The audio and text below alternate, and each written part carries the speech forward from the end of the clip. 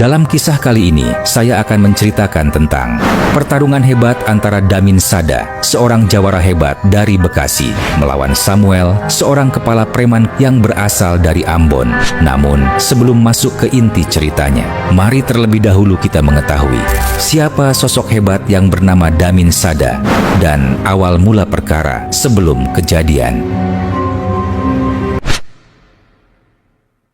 Pada suatu masa, ketika tanah Bekasi masih dipeluk oleh hamparan sawah dan kebun-kebun kecil, hiduplah seorang pria yang kelak namanya akan dikenal sebagai legenda dari tanah Bekasi. Pria itu bernama Damin Sada, seorang pria biasa yang lahir dari keluarga petani sederhana. Sejak muda, Damin dikenal sebagai anak yang pendiam, namun matanya selalu menyimpan tekad dan ambisi yang kuat. Ia sering berdiri di tepi pematang sawah, memandang jauh ke arah kampungnya, seolah ingin menghafal setiap jengkal tanah tempat ia dilahirkan. Ia kerap mengucapkan kalimat yang bagi anak seusianya terdengar terlalu berat. "Kelak, aku akan menjadi penjaga tanah kelahiranku ini, tanah Bekasi," gumamnya. Tahun demi tahun pun berlalu, dan kini Damin Sada telah tumbuh menjadi pria dewasa yang tegap, pemberani, dan bersahaja. Seperti pemuda lainnya di tanah Bekasi, ia dan kawan-kawannya kerap berkumpul di gardu ronda, berbincang tentang masa depan, tentang keresahan, dan tentang ambisi untuk menjaga kampung kelahiran mereka dari tangan-tangan kasar para preman yang kala itu mulai menjamur di tanah Bekasi. Suatu ketika, saat kejahatan mulai marak di kawasan Bekasi dan para preman dari luar daerah mulai menguasai tempat-tempat umum di kawasan tersebut, pemerintah setempat pun, yakni kepala desa, akhirnya berani mengambil sebuah keputusan besar. Ia membentuk paguyuban pemuda di setiap kampung dan desa, sebuah wadah persatuan untuk menjaga keamanan, mempererat gotong royong, dan menjadi benteng pertama bagi masyarakat. Kabar itu pun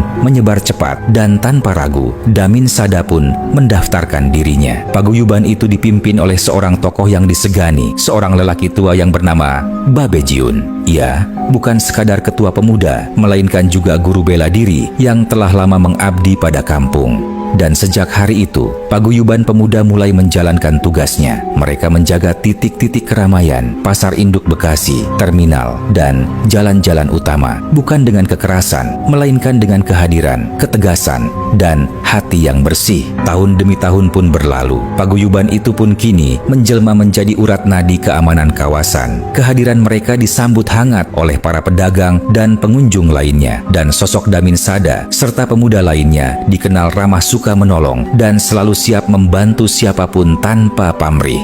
Namun, seperti kata pepatah lama yang kerap menjadi kenyataan, jika sesuatu yang tumbuh besar akan mengundang bayangan masalah yang besar pula, dan tak semua manusia akan membalas kebaikan dengan kebaikan pula. Sebab, tanpa mereka sadari, dari kejauhan, sebuah kelompok preman yang serakah telah lama mengintai kawasan itu dalam diam, menunggu waktu yang tepat untuk melancarkan aksinya. Dan kelak, dari kejadian itulah, sebuah jalan menuju perkara besar perlahan akan terbuka.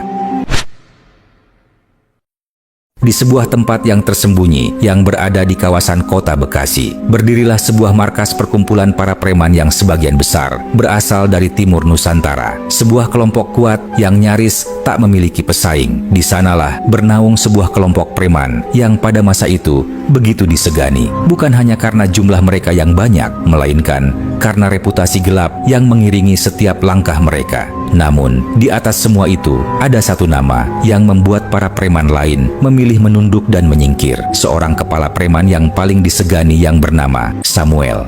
Samuel adalah seorang pria yang memiliki tubuh tinggi besar nan kokoh, kulitnya keras seperti batu, dan wajahnya selalu dingin tanpa ekspresi. Konon, ia bukan sekadar jago berkelahi, melainkan juga pewaris ilmu kanuragan tingkat tinggi, ilmu tua yang diturunkan dari para tetua adat di tanah kelahirannya. Namanya selalu dibicarakan oleh orang-orang jalanan, bahwasanya segala jenis senjata tak mampu melukai tubuhnya. Semua itu bukan karena keberuntungan, melainkan melainkan karena ilmu hitam yang telah menyatu dalam darah dan napasnya. Siang itu, di markas para preman, Samuel berdiri di tengah ruangan, sementara para anak buahnya berkumpul membentuk setengah lingkaran. Suasana hening, seolah setiap orang menahan napas mereka. Samuel memandang mereka satu persatu, lalu berbicara dengan suara lantang. "Anak-anak, Bekasi ini sudah terlalu lama dikuasai orang-orang kecil, jadi saatnya kita ambil alih semua kawasan strategis yang ada di tanah Bekasi untuk satu tujuan, yaitu perubahan," ucap Samuel dengan penuh ambisi.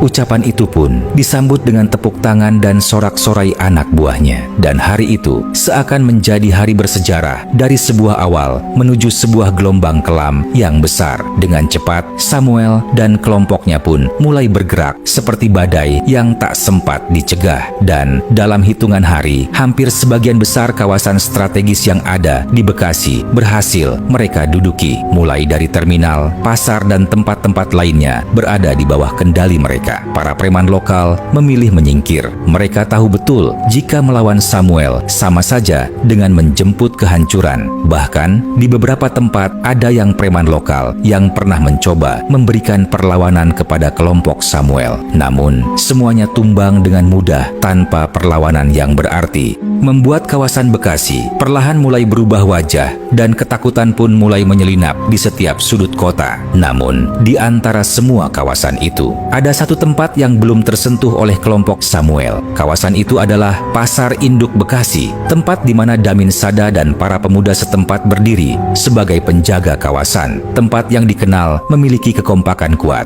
dan persatuan yang tak mudah dipecah. Samuel tahu itu dan ia pun tak sembarangan masuk ke dalam kawasan tersebut tanpa strategi yang matang. Ia tahu menyerbu tempat itu dengan kekerasan hanya akan memicu perang besar, dan meski ia tak takut dengan pertumpahan darah, Samuel bukanlah orang bodoh, sebab ia sadar akan konsekuensinya, dan akhirnya ia pun memilih jalan lain, jalan sunyi yang mematikan langsung ke urat nadi lawannya. Dan jalan sunyi itu adalah sebuah tantangan duel 1 lawan 1 kepada pemimpin paguyuban tersebut.